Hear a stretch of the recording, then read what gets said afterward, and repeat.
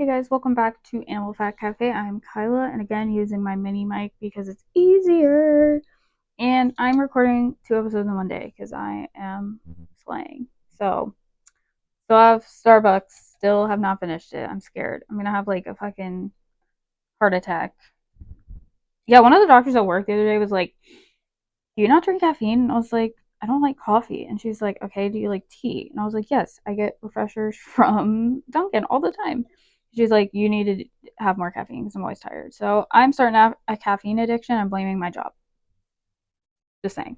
So I have a heart attack. It's y'all's fault. No, I'm kidding. So today we're going to be talking about animal myths that are not true, but everybody seems to believe. I must fucking spilled that. All right, let's take a couple big sippies. Animal facts that are not true. So I know growing up, a lot of people believed things like bats are all blind. Cats are supposed to drink milk and have 9 lives. Um, Camels store water in their humps. And if you still believe any of those things, you came to the right video because I'm going to be talking about some of them.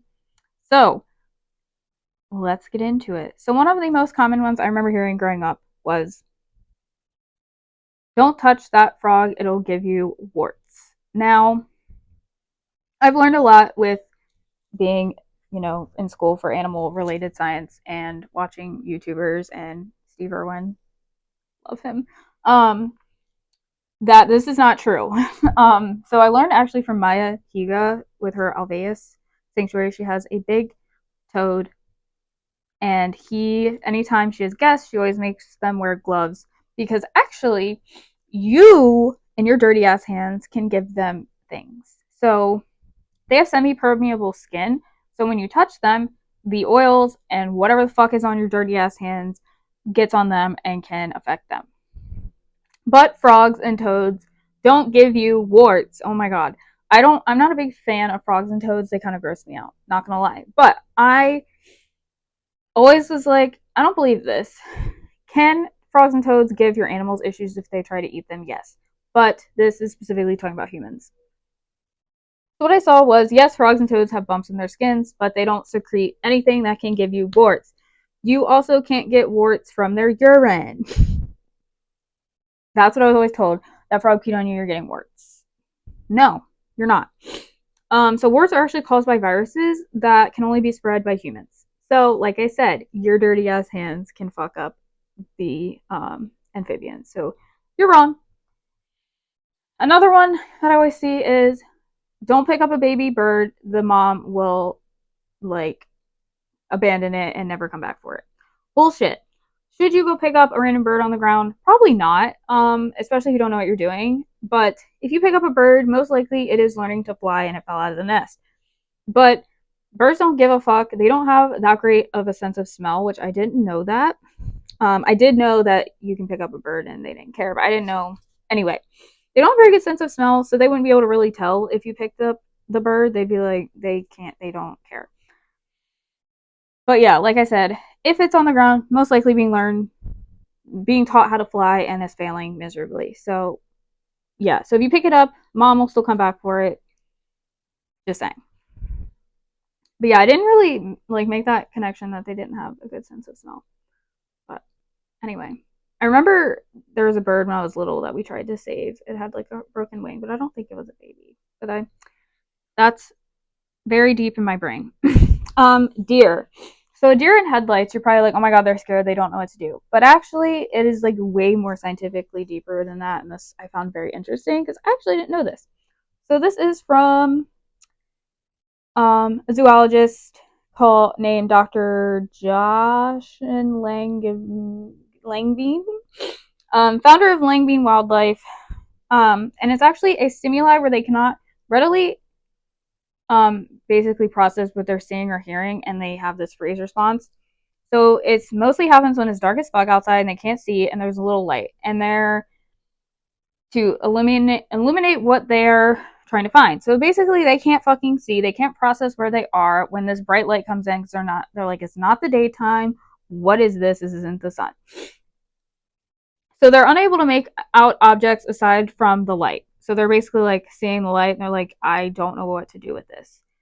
So it's basically similar to when humans might be blinded when looking into a bright light. Deer are more susceptible. This is due to their eyes being very badly adapted to low light conditions.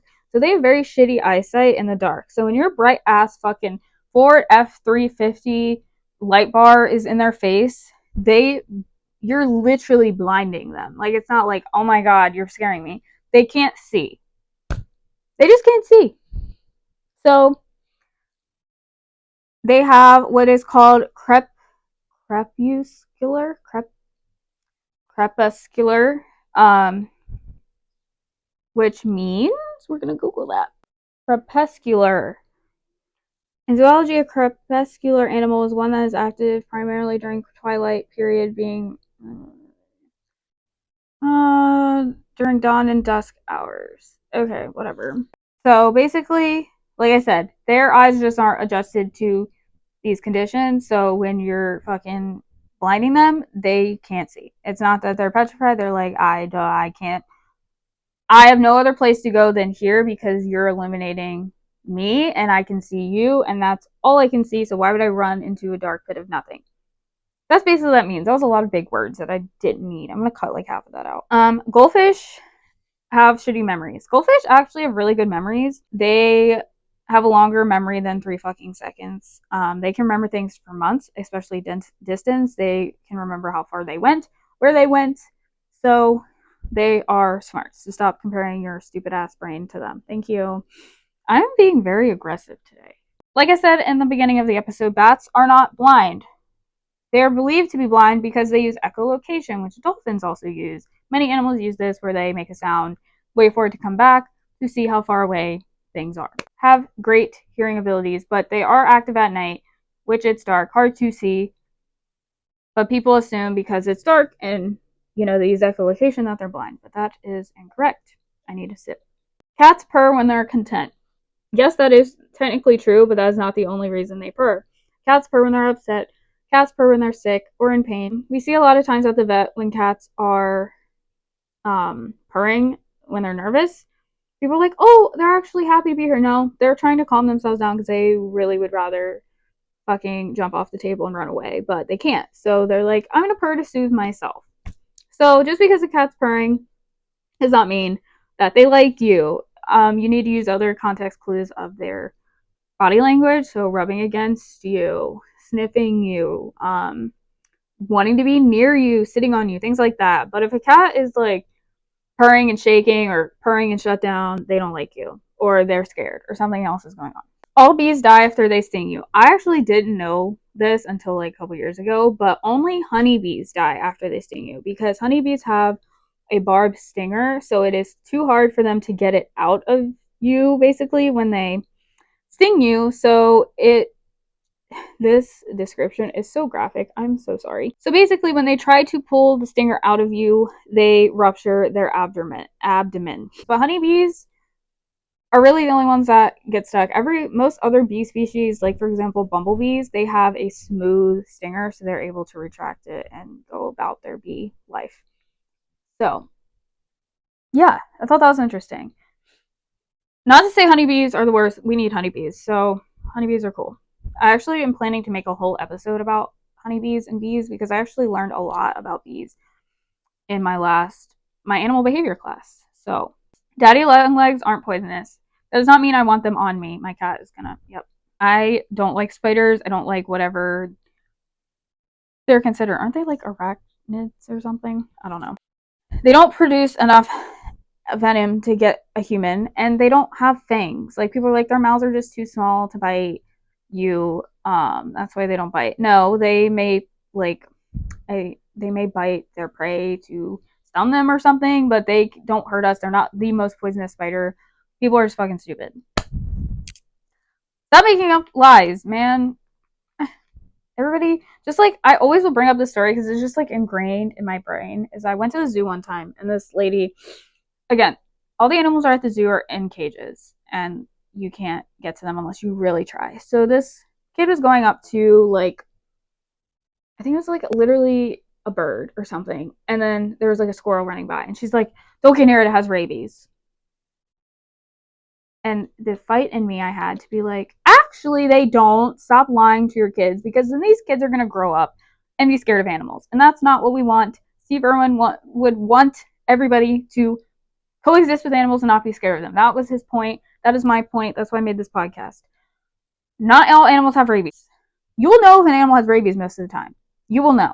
There are lots of signs. And just because a squirrel walks by you does not mean it has rabies. A bird in a cage does not have rabies. Ugh, I can't. That, like, that is, I need to tattoo that on my forehead. Not all animals have rabies. Okay? Okay. Yeah, basically that's all I have to say. Don't believe everything you read. Don't believe everything your parents tell you when you're younger, because honestly, there's more research and stuff out nowadays that obviously proves that a lot of this shit is incorrect. So I hope you guys enjoyed, and I'll see you guys in the next episode.